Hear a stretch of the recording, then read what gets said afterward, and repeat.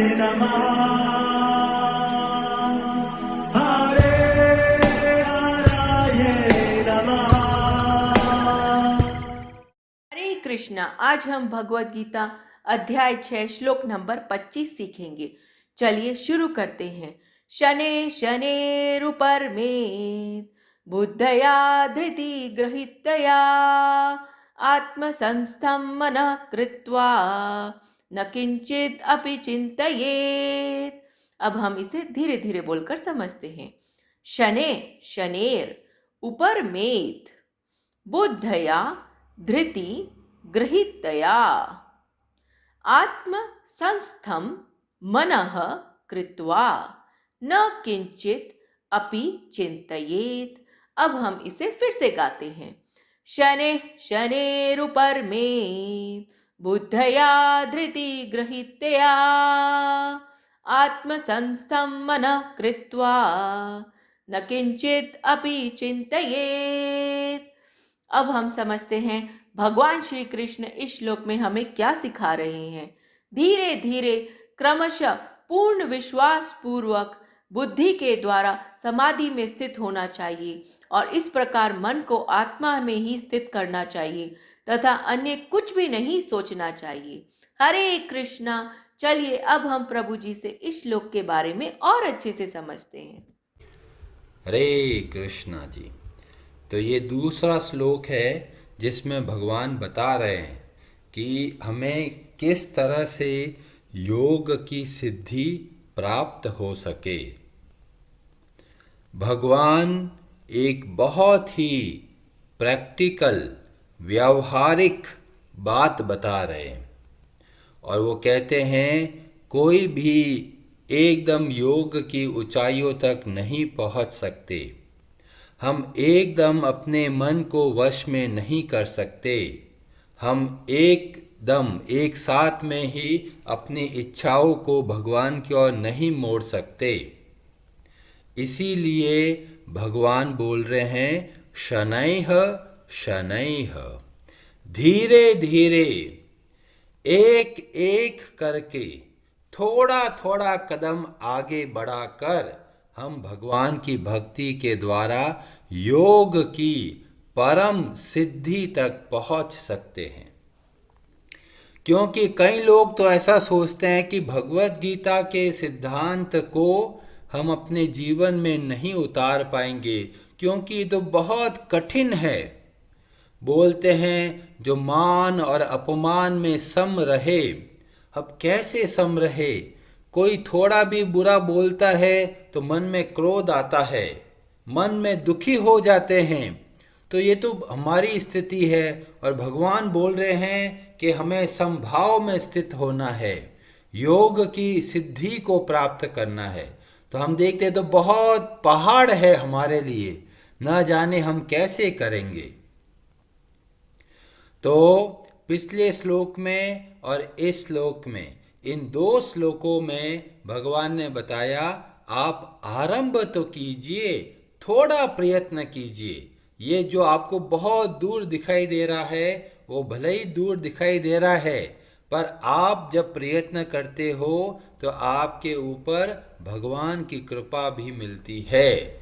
और बताया गया मूकम करोति वाचालम पंगुम लंघयते गिरिम यत कृपातमहं वंदे परमानंद माधवम श्री गुरुम दीनतारिणम परमानंद ईश्वरम। तो इसमें बताया गया कि जब हम प्रयत्न करना चाहते हैं तो भगवान हमारी सहायता करते हैं। भगवान हमारे जीवन में भक्तों को भेजते हैं और हम बहुत शीघ्र ही और भक्ति में आगे बढ़ने का मार्ग मिलता है। तो करना क्या है? हमें आरंभ करना है। कई लोग देखते होंगे अरे इतनी बड़ी बिल्डिंग कैसे बन गई, पर ये जो बिल्डिंग बनी है ये रातों रात नहीं बनी है। ये हर रोज थोड़ा थोड़ा करके बिल्डिंग बनी है।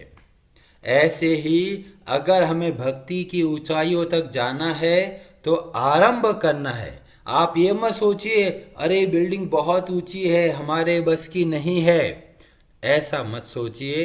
प्रयत्न करने का बाद भगवान यहाँ पे बोले, पहले बोला था निश्चय पूर्वक, और यहाँ पे बोला बुद्धि धृति ग्रहीतया। तो यहाँ पर बोला बुद्धि का आप आश्रय लीजिए, बुद्धि के द्वारा अपने आप को दृढ़ कीजिए भक्ति में, और फिर हम लोग आगे बढ़ सकते हैं। कभी हमारा मन एक बच्चे की तरह होता है, जैसे टीवी में कुछ बच्चा चीज़ देख लेता है, अब वो रोने लगता है, माँ मेरे को तो यही चाहिए। अब माँ इतना समझाती यार बेटा क्या करेगा, तेरे काम का नहीं है, पर फिर भी बच्चा कई बार जिद करता है। पर अगर माँ होशियार है, समझदार है, और पता है कि बच्चा जो मांग रहा है वो सही नहीं है, तो माँ का ये दायित्व बनता है कि उसको बच्चे को और ऐसी चीज़ों में उलझाए जिससे वो भक्ति में आगे बढ़े। ऐसे ही हमारा मन है, कभी कभी तो बहुत अच्छे से जप करेगा, बहुत अच्छे से भगवान की भक्ति करेगा, और कभी कभी यह मन विद्रोह करता है, हमें नए नए तर्क देता है, आर्ग्यूमेंट करता है। अरे बहुत भक्ति कर ली हो, अभी उम्र क्या है भक्ति करने की, थोड़ा ऐश तो करो, थोड़ा आनंद से जीवन व्यतीत करो, कहाँ भाग रहे हो सुबह सुबह। हमारा मन हमारे साथ कई बार ऐसे ऐसे तर्क देता है और हम भ्रमित हो जाते हैं और सोचते हैं अरे हाँ आज कल तो पूरा दिन बहुत काम किया, आज तो थोड़ी देर ज़्यादा सो जाते हैं। तो ऐसे जब भी मन हमको बोलता है कि अरे तुमने बहुत काम कर लिया, अब भक्ति करने की आवश्यकता नहीं है, भगवान तो आपका मैंने देख रहे हैं ना, पर हमें मन के धोखे में नहीं आना है। जो नियम हमने भक्ति के लिए बनाया है उसको अवश्य पूरा करना है, चाहे मन हमको ऐसा बोले या मन हमको वैसा बोले। और ये सब निर्भर करता है कि हमारी बुद्धि ने कितना इसको स्वीकार किया है।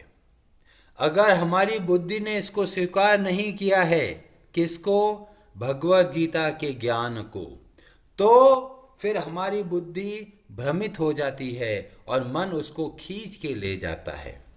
तो सर्वप्रथम हमें अपनी बुद्धि को मजबूत बनाना है। और कैसे मजबूत बनती है बुद्धि? शास्त्रों के अध्ययन के द्वारा, भक्तों के संग के द्वारा हमारी बुद्धि बहुत ही स्ट्रांग बनती है, कुशाग्र बनती है। और जब बुद्धि क्लियर होती है कि हमारा रास्ता कौन सा है, तो मन बच्चे की तरह थोड़ा बहुत कूदता है, पर फिर बाद में उसको बुद्धि के अनुसार चलना पड़ता है। इसीलिए हमें शास्त्र बताते हैं कि आप शास्त्रों का अच्छे से अध्ययन कीजिए और तद विद्धि प्रणिपातेन परिप्रश्नेन सेवया, अपनी बुद्धि को ज्ञान प्राप्त करने का जो प्रयत्न है वह करना है। और कैसे होता है? जब हम लोग प्रश्न पूछते हैं। जब हम प्रश्न पूछते हैं मतलब हम अपने घर की नींव को रख रहे हैं, और हर एक का घर अलग अलग है, उनकी नींव अपने हिसाब से अलग अलग है, इसीलिए प्रश्न भी अलग अलग होते हैं। क्यों? क्योंकि जब हम भगवद गीता के सिद्धांत को अपने जीवन में उतारते हैं तो बहुत सारे प्रश्न उत्पन्न होते हैं। क्यों उत्पन्न होते हैं? क्योंकि हम उसको अपने जीवन में उतार रहे होते हैं।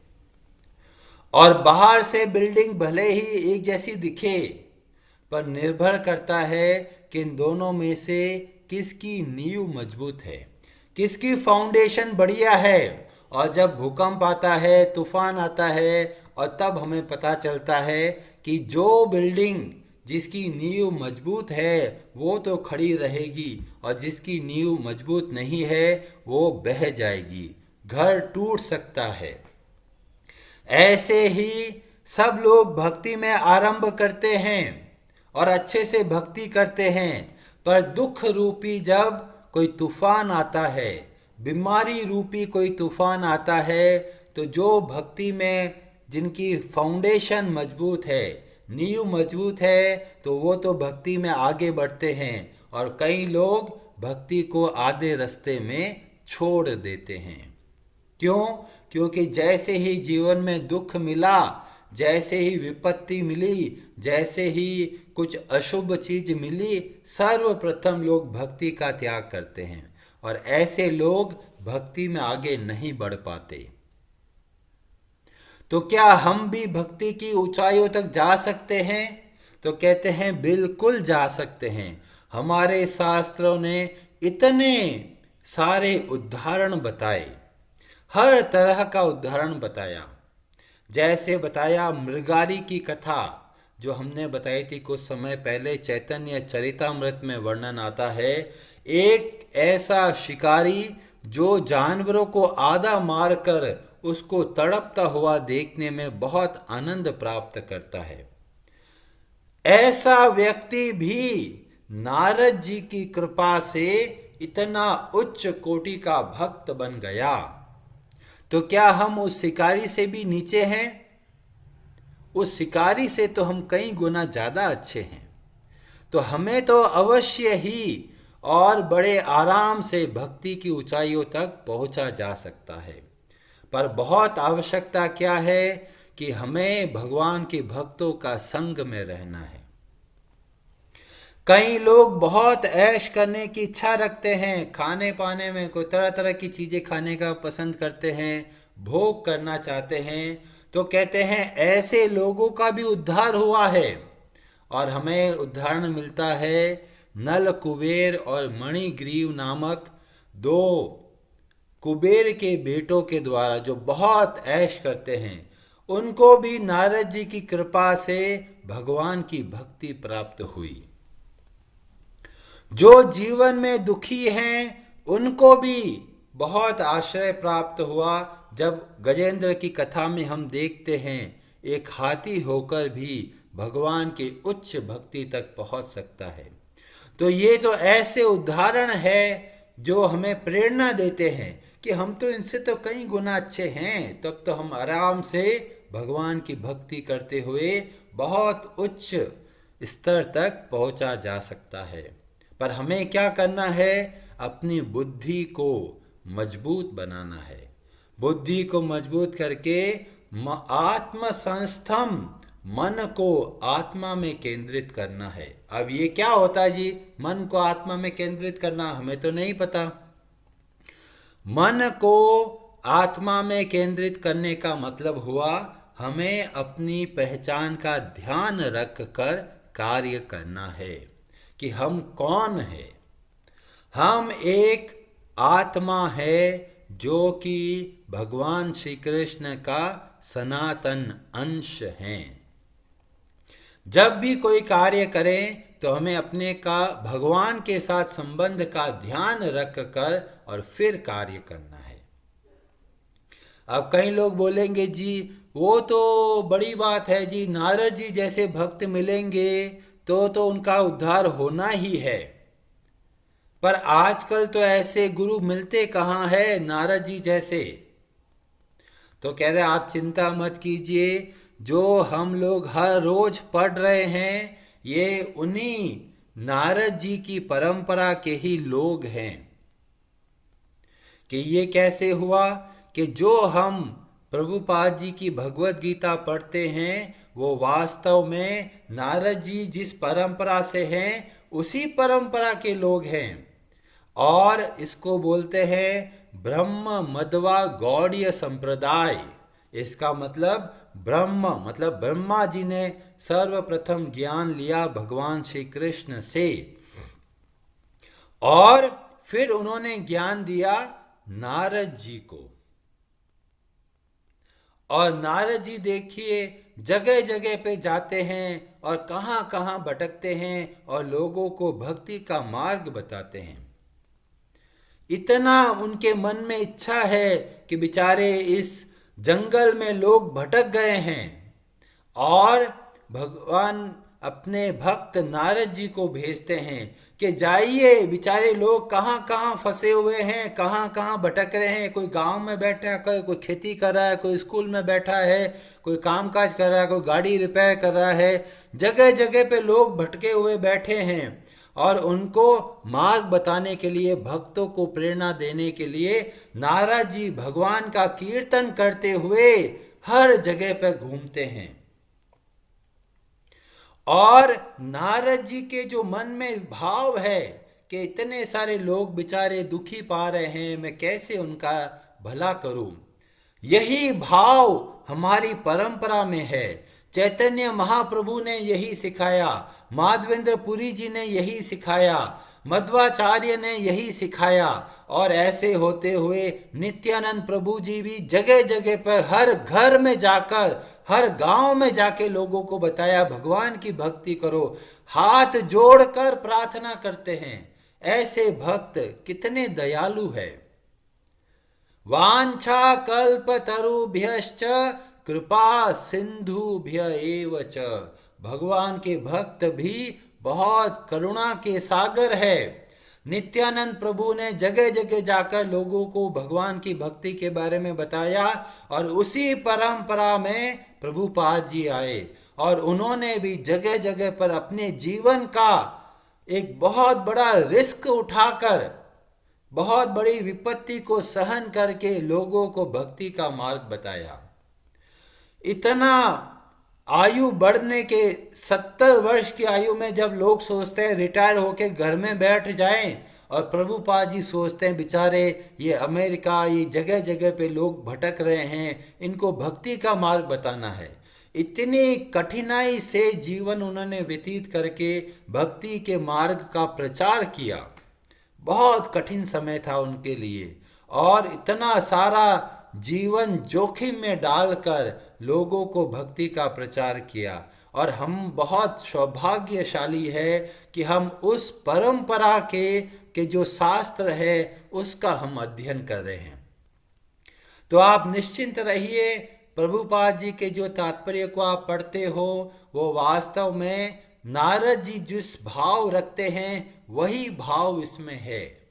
और इसलिए शिक्षाओं पर कोई संदेह नहीं है, केवल जो काम बचा हुआ है वो हमारा प्रयास है। और हम क्या प्रयास कर सकते हैं? निश्चय पूर्वक, धैर्य पूर्वक भगवान की भक्ति करें और हमारे जो भी सगे संबंधी, मित्र, जाने अनजाने के जो भी व्यक्ति हो उनको आप भक्ति के बारे में बताइए।